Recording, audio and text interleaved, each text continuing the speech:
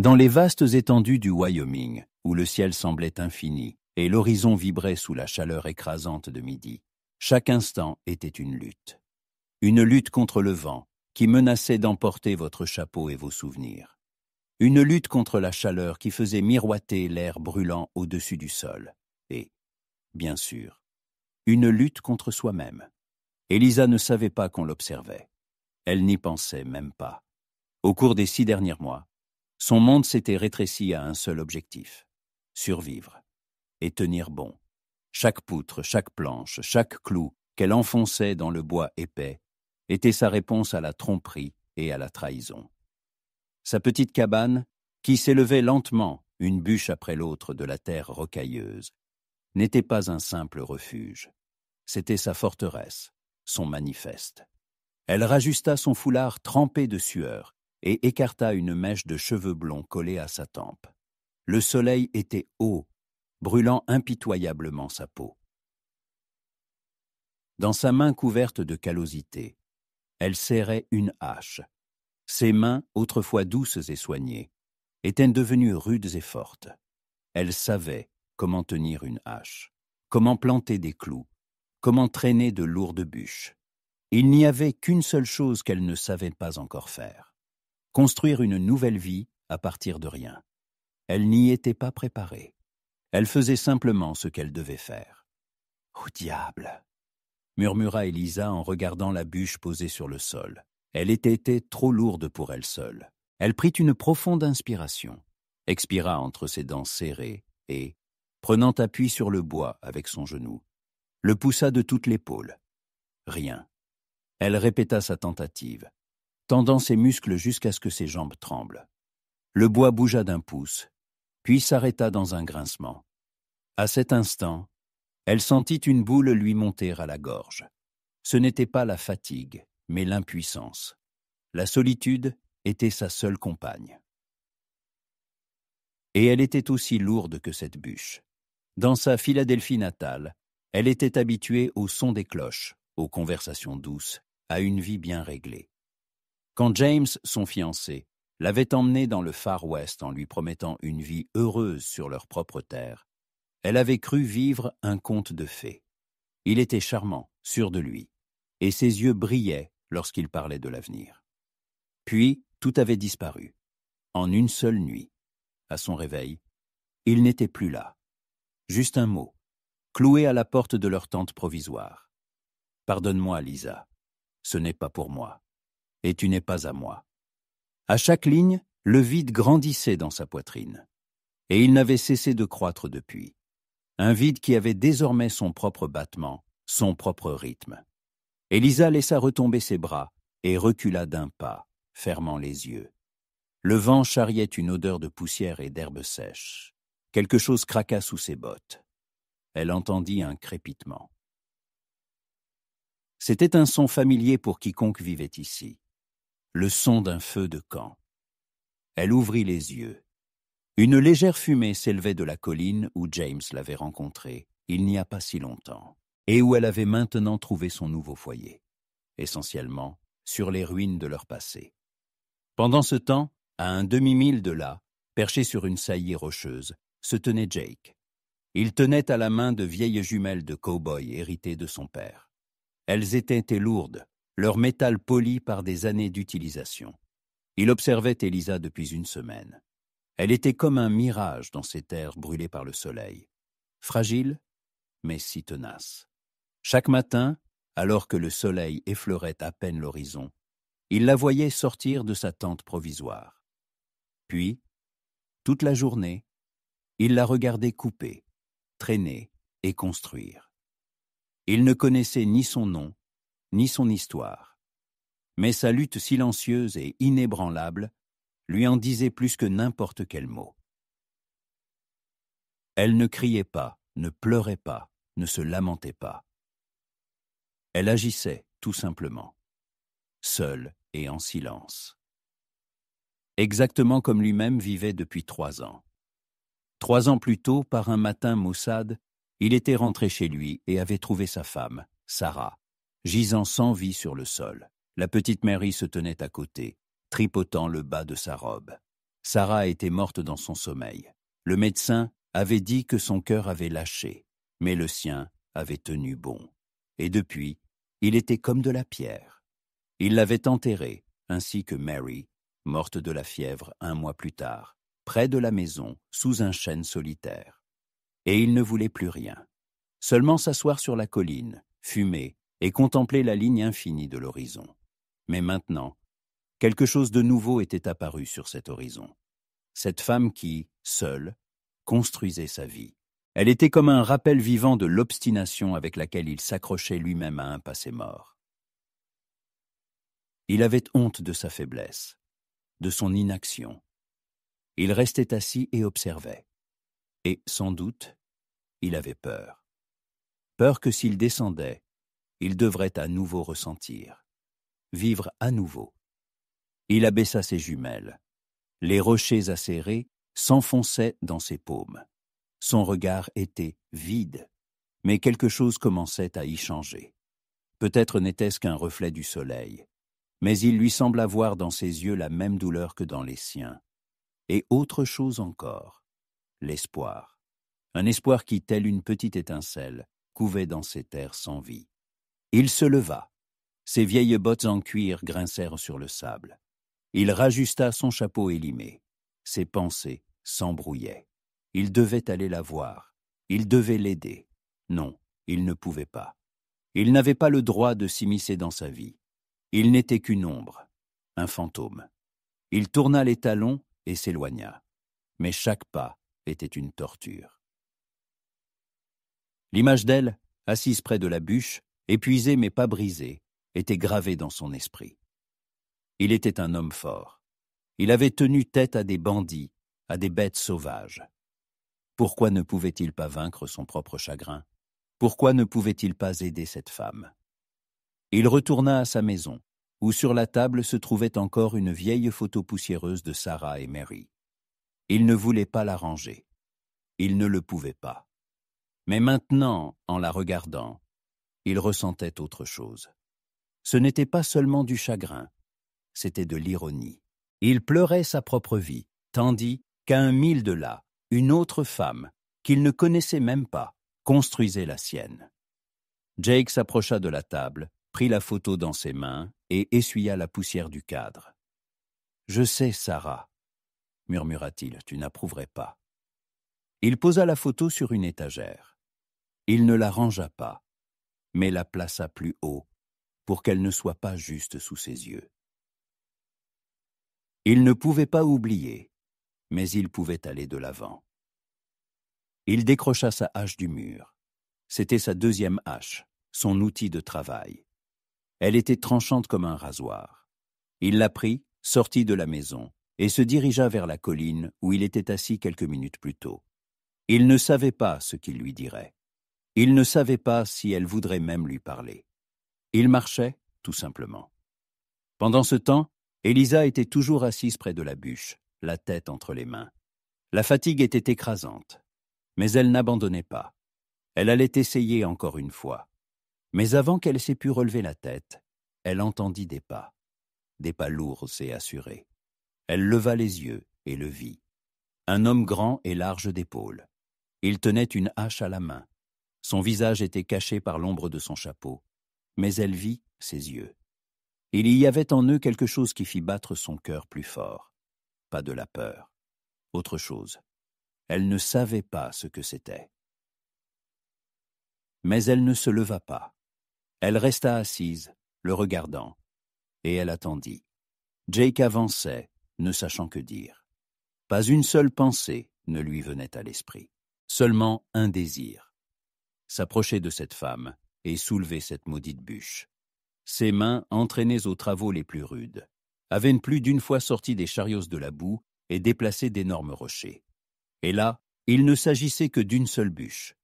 Il se sentait comme un idiot, assis sur sa colline, pendant qu'une femme fragile tentait d'accomplir une tâche surhumaine pour elle. Élisa ne bougeait pas.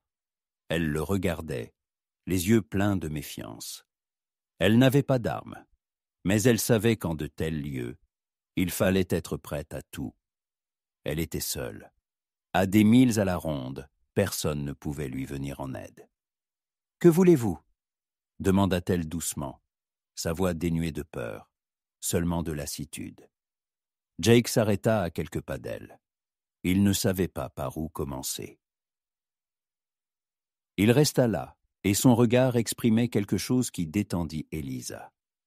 Ce n'était ni une menace, ni de la convoitise, mais tout autre chose. Quelque chose qu'elle n'avait pas vu dans les yeux d'un homme depuis longtemps. Du respect et de la pitié, mais pas celle qui humilie, celle qui partage la douleur. Commença-t-il, mais les mots restèrent coincés dans sa gorge. Il laissa tomber sa hache. Je vais juste... Il regarda la bûche. Aider. Elisa haussa les sourcils. Mais m'aider? Pourquoi? Eh bien, dit-il en se grattant la nuque, elle est trop lourde pour vous. Et moi? Il montra ses mains. J'ai l'habitude. Elle eut un petit sourire. Un sourire faible, presque imperceptible, effleura ses lèvres. Je n'ai pas demandé d'aide. Jake hocha la tête. Je sais. Mais ici? Il fit un large geste de la main. Ici, on ne demande pas. On fait, c'est tout. Il s'approcha de la bûche. Sans un mot, il s'accroupit et la saisit. Sans effort apparent, il souleva le bois, s'approcha de l'endroit où les murs se dressaient déjà et le mit en place. Elisa le regardait travailler, sans le quitter des yeux. Il était fort, plus fort que n'importe quel homme qu'elle avait connu. Mais il n'y avait pas la moindre vantardise dans ses mouvements, seulement de la concentration et du calme. Il se redressa et examina sa cabane presque terminée. Solide, du bon travail. Ses mots furent comme une gorgée d'eau fraîche dans la chaleur. Elisa sentit des larmes couler sur ses joues, mais elle ne pleurait pas. Elle restait là, à regarder cet inconnu qui, sans un mot, lui avait donné ce dont elle avait le plus besoin au monde, du respect. « Merci », murmura-t-elle. Jake hocha la tête. Il ne connaissait pas son nom. Il voulait le lui demander, mais les mots restèrent à nouveau coincés. Il se contenta de regarder son visage, ses yeux pleins de tristesse, mais en même temps d'une force incroyable. Il vit son foulard noué sur sa tête, sa robe sale, ses mains calleuses. Et il comprit. Il comprit qu'elle était absolument seule ici. « Je m'appelle Jake », dit-il en lui tendant la main. « Elisa », répondit-elle. Sa main n'était rude, mais sa poignée de main était ferme. « Eh bien, Elisa. » Il baissa la main. « Si vous avez besoin de quoi que ce soit, j'habite là-bas. » Il désigna sa maison de la main. « N'hésitez pas. Ici, on doit s'entraider. » Il prononça ces mots et fut lui-même surpris. Sa propre voix lui semblait étrange, différente. Il n'avait pas parlé ainsi depuis qu'il avait perdu Sarah. Elisa hocha la tête. Elle ne pouvait rien dire. Elle le regarda simplement s'éloigner. Grand, fort, solitaire. Il disparut derrière la colline, aussi vite qu'il était apparu. Et elle resta seule. Mais cette solitude n'était plus aussi pesante. Quelque chose avait bougé en elle. Le lendemain, il ne vint pas.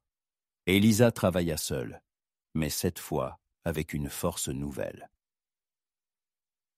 Elle ne savait pas pourquoi. Peut-être parce qu'elle avait maintenant quelqu'un à qui montrer sa cabane quand elle serait terminée.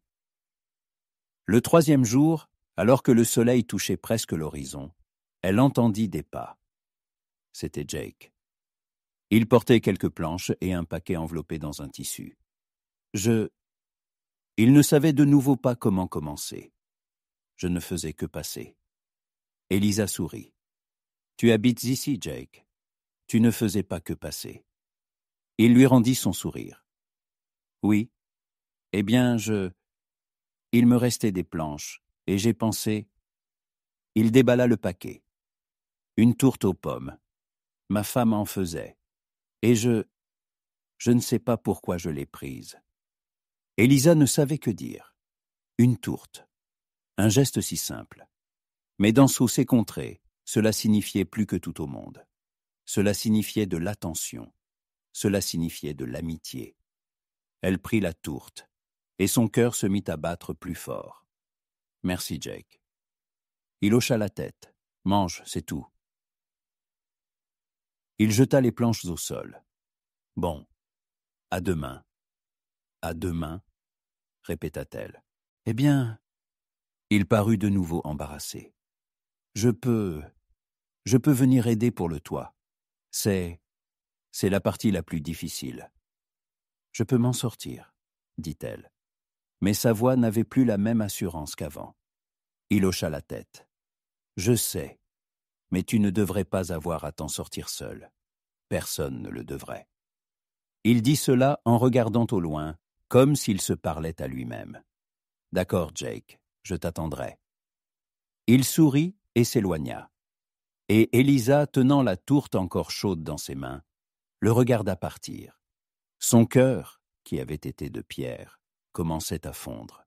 Le lendemain matin arriva avec un vent frais, porteur d'une odeur de terre humide et d'un orage lointain. Des traînées roses pâles striaient encore le ciel lorsque Jake, portant de lourdes planches pour les chevrons, s'approcha de la cabane d'Elisa. Il ne fit aucun bruit, mais elle sentit sa présence. Elisa, qui était déjà en train de tailler une bûche pour le chambranle de la porte, leva la tête et sourit.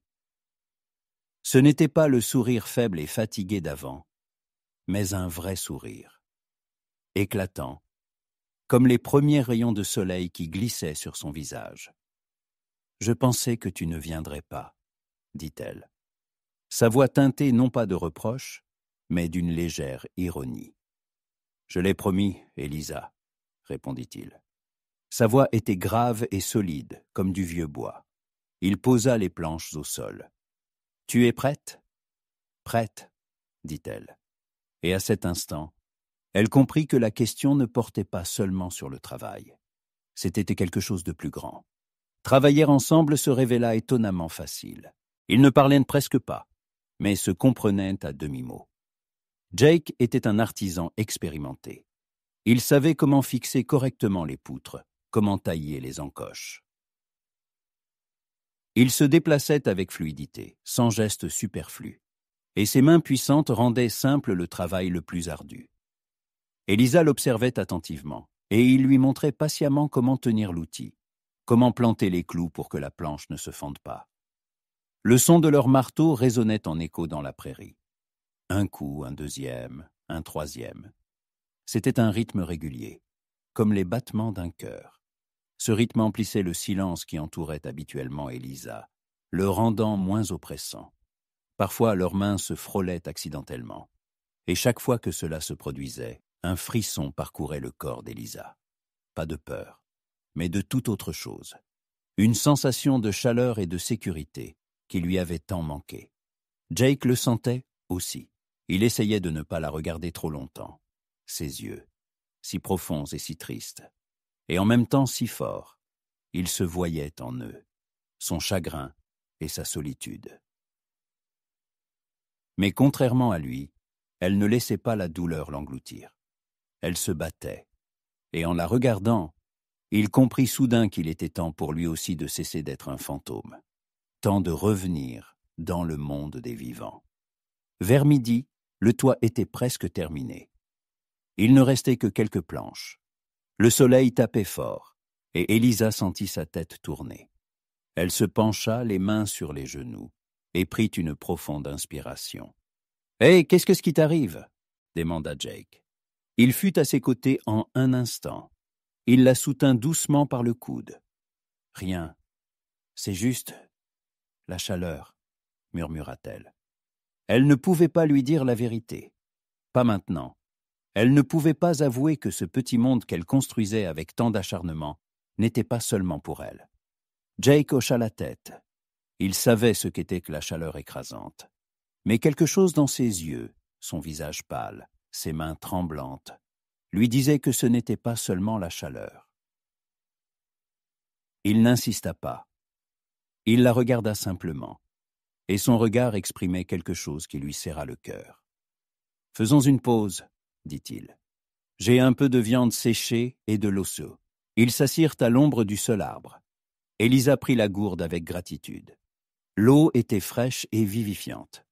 La viande était dure, mais savoureuse. Ils mangèrent en silence.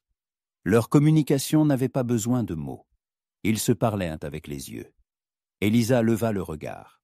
« Pourquoi es-tu ici, Jake? Pourquoi m'aides-tu » Il la regarda longuement avant de répondre. « Ma femme, elle aimait construire, elle aussi. Elle disait toujours qu'une maison, ce n'est pas seulement des murs. C'est une histoire. C'est l'espoir. » Sa voix se brisa. Il se tut, regardant son visage pâle. « Et je ne pouvais pas te voir construire seul. Ce n'est pas juste. Dans ce monde, personne ne devrait être seul. » Son cœur s'emballa. Il comprenait. Il sentait sa solitude. Il ne voyait pas en elle de la faiblesse, seulement de la force. Après la pause, ils se remirent au travail, avec des forces nouvelles. Ils travaillèrent jusqu'à ce que le soleil commence à se coucher, peignant le ciel de tons dorés et pourpres. La dernière planche fut clouée. Le toit était terminé. Ils se tenaient côte à côte, contemplant la cabane. Elle était rustique mais solide. Elle était vivante. « Maintenant, c'est une vraie maison, » dit Jake. Elisa le regarda. Il y avait tant de chaleur et de fierté dans ses yeux, de la fierté pour elle. Pour la première fois depuis longtemps, elle ne se sentit pas seulement comme une femme abandonnée, mais comme une personne qui avait construit sa propre maison. « Merci, Jake, » dit-elle. Sa voix était à peine audible. « Tu m'as aidé bien plus qu'avec ce toit. » Il hocha la tête. Il savait. Et en la regardant, il comprit soudain qu'il s'était aidé lui-même. Il avait commencé à construire. Pas des murs, mais une nouvelle vie. Les jours se transformèrent en semaines, et la vie d'Elisa prit un nouveau rythme, surprenant pour elle-même. La matinée commençait par une tasse de café fort, préparée sur le feu de camp, puis le travail. Ces jours-là, elle n'était plus seule. Jake venait chaque matin, et ensemble, ils transformaient la carcasse de la cabane en une véritable maison. Il apportait des planches, des clous et des outils, et elle, en retour, préparait le déjeuner sur le feu qu'ils partageaient à deux. Ces moments simples devinrent sacrés pour eux. Assis l'un à côté de l'autre, ils ne se pressaient pas de parler. Parfois, le silence suffisait pour se comprendre. Dans ces moments, Elisa sentait son cœur, autrefois prisonnier de la glace, fondre lentement. Elle commença à remarquer les petits détails. Les rides au coin des yeux de Jake qui apparaissaient quand il souriait, son habitude de rajuster son chapeau quand il réfléchissait, et la façon dont son regard devenait toujours chaleureux quand il la regardait. Lui, de son côté, remarquait sa force, sa patience et cette tristesse qui se reflétait parfois dans ses yeux. Il ne l'interrogeait pas sur son passé. Il attendait simplement qu'elle soit prête à lui en parler. Et cette patience était pour elle plus précieuse que n'importe quel mot. Un jour, alors qu'il finissait de poser les fenêtres, Elisa se sentit de nouveau mal. Sa tête tourna et tout devint flou devant ses yeux. Elle s'appuya contre le mur pour ne pas tomber. « Elisa, ça va ?»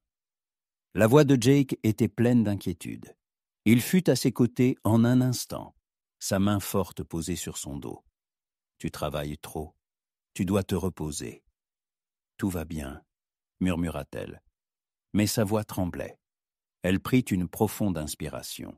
« Juste besoin de m'asseoir. » Jake l'aida doucement à s'asseoir par terre. Il lui apporta une gourde d'eau. « Bois. Et ne bouge pas. Je vais finir. » Elle prit la gourde, mais ne but pas. Elle le regarda, les yeux pleins de larmes, des larmes de honte. Elle avait l'impression que sa faiblesse était trop évidente. « Je ne peux pas te le dire. Je ne peux pas. » Jake s'assit à côté d'elle. Il ne la regardait pas. Il regardait au loin, vers les collines infinies, pour lui laisser le temps. « Elisa, Nous avons tous quelque chose que nous ne voulons pas raconter. Je le sais. Mais tu n'as pas à être seule. » Elle se tut. Ses doigts tremblaient en serrant la gourde. Tous ces mois défilèrent dans sa tête. Des mois de peur, de solitude et de honte. Elle ne pouvait plus garder cela pour elle. Elle devait lui dire. « Je ne suis pas seule, Jake, » dit-elle doucement. Il tourna la tête et la regarda. Il n'y avait aucune surprise dans ses yeux, seulement de la compréhension. Il ne dit rien, attendant simplement. J'ai été trompé, abandonné. Il est parti me laissant seul. Et je ne suis pas seule, je suis enceinte. » Elle le dit, et sa voix trembla, puis se brisa. Les larmes jaillirent de ses yeux, et elle cacha son visage dans ses mains. Elle avait honte, honte de sa faiblesse, de sa situation, honte d'avoir fait autant confiance à James. Jake ne dit rien. Il resta assis à côté d'elle. Il attendit qu'elle se calme. Puis, quand elle cessa de pleurer, il prit doucement ses mains et les abaissa. Il la regarda droit dans les yeux. « Elisa, » dit-il, sa voix dénuée de tout jugement, « regarde-moi. Il n'y a rien de honteux à cela. Tu n'es pas coupable. » Il parlait doucement, mais chaque mot pénétrait son cœur, comme un baume salvateur. « Ce n'est pas ta faute. Tu as simplement aimé, et tu n'es pas seul. Maintenant, tu n'es plus seul. » Il tendit la main et toucha délicatement son ventre. Son contact était chaud et doux. « C'est une petite personne, Elisa. Ce n'est pas un fardeau, c'est un cadeau. » Elle se remit à pleurer, mais cette fois, c'était en des larmes de soulagement. Il ne la condamnait pas, il ne s'était pas détourné. Il l'acceptait, elle et son secret. Et à cet instant, elle comprit. Cet homme, ce cow-boy silencieux qui l'aidait à construire une maison, était celui qu'elle avait attendu toute sa vie. Pas celui qui promet et s'en va, mais celui qui vient et reste. « Merci, Jake, » murmura-t-elle. « Merci. »« De rien, » répondit-il. « C'est juste que... » Il regarda de nouveau au loin. « J'avais besoin de quelqu'un dont je pourrais prendre soin. Maintenant, j'en ai deux. » Elisa ne savait que dire. Elle le regardait simplement. Et dans ses yeux brillait non seulement de la tristesse, mais aussi quelque chose de nouveau. Quelque chose qui ressemblait à de l'espoir. Après la révélation qu'Elisa avait faite en ce chaud après-midi, leur travail commun prit un sens nouveau et plus profond. Jake ne l'aidait plus simplement à construire des murs. Il construisait son avenir, et le sien. Il se mit à venir encore plus tôt, aux premières lueurs du jour, apportant non seulement des outils, mais aussi des provisions qu'il trouvait chez lui. Du poisson séché, des baies séchées, de la semoule de maïs. Elisa ne s'y opposa pas. Pour la première fois depuis longtemps, elle s'autorisa à être faible, à laisser quelqu'un prendre soin d'elle. Il ne le disait pas à voix haute, mais ses actions parlaient plus que n'importe quel mot. Quand Elisa entreprenait un travail pénible, il lui prenait aussitôt la hache en disant qu'elle ne devait pas forcer. Il veillait à ce qu'elle se repose à l'ombre et lui avait même fabriqué un petit abri avec une vieille bâche. Il y avait une tendresse incroyable dans ses gestes. Et Elisa sentait son cœur, qui n'était encore récemment qu'un bloc de glace, se remplir de chaleur. Un soir, alors que la cabane avait déjà des portes et des fenêtres, Jake lui apporta sur sa charrette plusieurs planches de pin. Elles étaient fines et lisses, très différentes de celles qu'il avait utilisées pour les murs.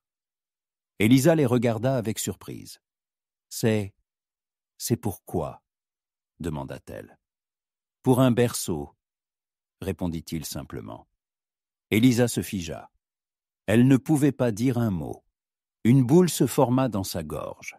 Elle s'attendait à ce qu'il soit là, qu'il l'aide, mais elle n'aurait jamais imaginé qu'il prendrait cette nouvelle vie au sérieux, au point de lui construire un berceau. Il se détourna pour qu'elle ne voie pas les larmes qui lui montèrent aux yeux. Jake sortit de son sac un rabot, un marteau et des clous. Il s'assit par terre et commença à tailler délicatement le bois, le préparant pour le futur berceau. Il travaillait avec une telle concentration et une telle tendresse, comme s'il tenait déjà son enfant dans ses bras. Élisa le regardait, le cœur suspendu aux sentiments qui la submergeaient. À cet instant, elle comprit que cet homme n'était pas seulement un veuf pleurant son passé. C'était un homme prêt à construire l'avenir. Les monologues intérieurs, qui avaient été sa seule compagnie, firent place à de douces conversations. Ils parlaient de leurs rêves, de leurs espoirs. Élisa raconta à Jake sa vie à Philadelphie, comment elle rêvait d'une grande famille. Lui, à son tour, lui parla de Sarah et de Mary. Il ne pleurait pas en parlant d'elles. Il en parlait avec une telle tendresse et une telle chaleur, comme si elles étaient encore là. Il lui montra leurs photos. Élisa la regarda, et il n'y avait aucune jalousie dans ses yeux, seulement de la compréhension. Elle était belle, dit doucement Eliza. Oui, répondit Jake, et Mary, elle lui ressemblait. Mais il prit délicatement la main d'Élisa. Mais maintenant je tais-toi, et j'aurai une autre petite personne, et je l'aimerai tout aussi fort, et toi aussi. Élisa ne put se retenir. Elle se blottit contre son épaule robuste. Les larmes, si longtemps contenues, coulaient maintenant librement sur ses joues. Mais c'étaient des larmes de bonheur, des larmes de soulagement.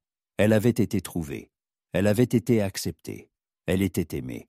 Le soir, une fois la cabane fermée, alors qu'ils étaient assis près du feu à contempler le ciel étoilé infini, Jake se tourna vers elle. La lueur du feu se reflétait dans ses yeux.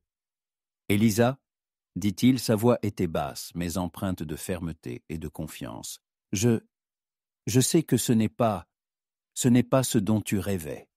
Je ne suis pas James, je suis juste Jake. Mais je ferai tout pour que toi et notre enfant soyez bien.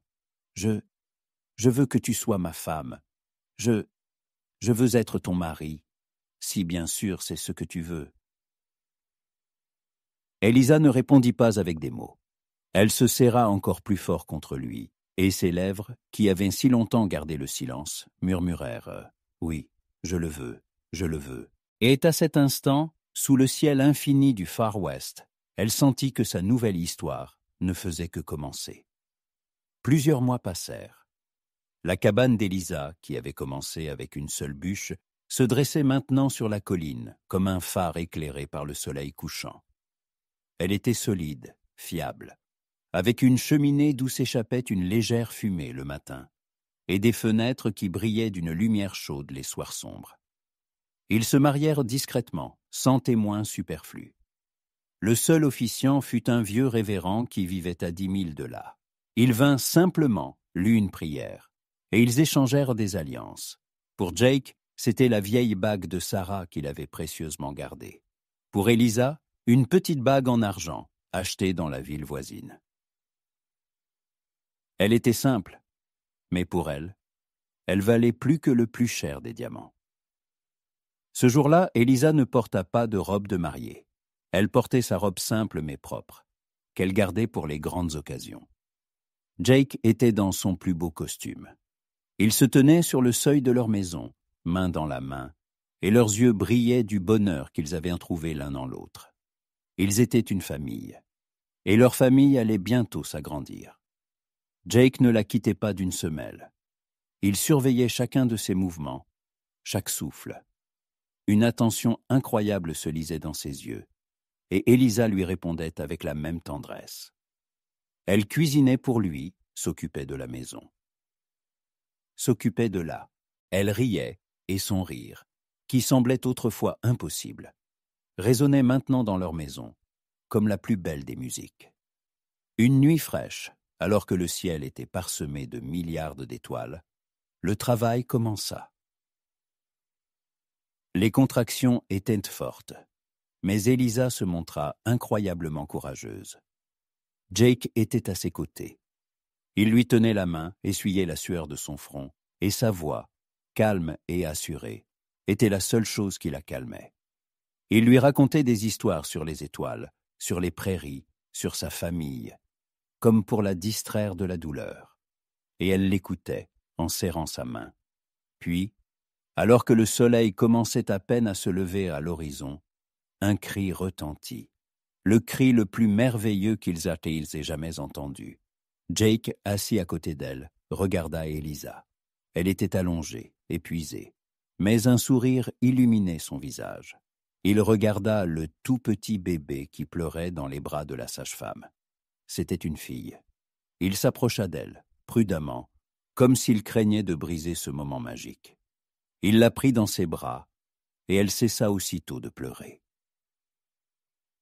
Elle le regarda de ses petits yeux sombres, et à cet instant, son cœur, qui avait été de pierre pendant 3 ans, fondit complètement. Il ressentit un amour incroyable, un amour qu'il pensait ne plus jamais pouvoir éprouver. Il regarda Eliza, les yeux pleins de larmes, des larmes de bonheur. « Sarah », murmura-t-il doucement. Eliza hocha la tête. Elle comprenait. Elle comprenait que cette petite fille ne remplacerait pas Sarah et Mary, mais elle les aiderait tous les deux à guérir, et elle deviendrait un pont entre le passé et l'avenir. Jake retourna auprès d'Eliza et s'assit, tenant toujours l'enfant dans ses bras. Il prit délicatement la main de sa femme et la posa sur la tête de la petite Sarah. Eliza sourit. Elle était si heureuse qu'elle ne pouvait prononcer un mot. Le soir, alors que la petite Sarah dormait dans le berceau que Jake avait fabriqué lui-même, ils étaient assis sur le porche, enlacés. Il fumait sa pipe, et elle regardait simplement au loin. Les étoiles brillaient plus fort que jamais. « Tu crois ?» demanda doucement Jake. « Qu'ils sont fiers de nous ?» Eliza le serra plus fort. Elle savait de qui il parlait. Elle le regarda et sourit. « Oui, Jake, ils sont fiers. Et ils sont heureux, parce que nous sommes heureux. » Il hocha la tête. Et à cet instant, ils comprirent tous les deux que leur vie, autrefois remplie de douleur et de solitude, était désormais pleine d'amour, d'espoir et de bonheur. Et la cabane qu'Eliza avait construite seule était devenue leur maison, leur forteresse, leur nouveau monde. Et ce n'était que le début.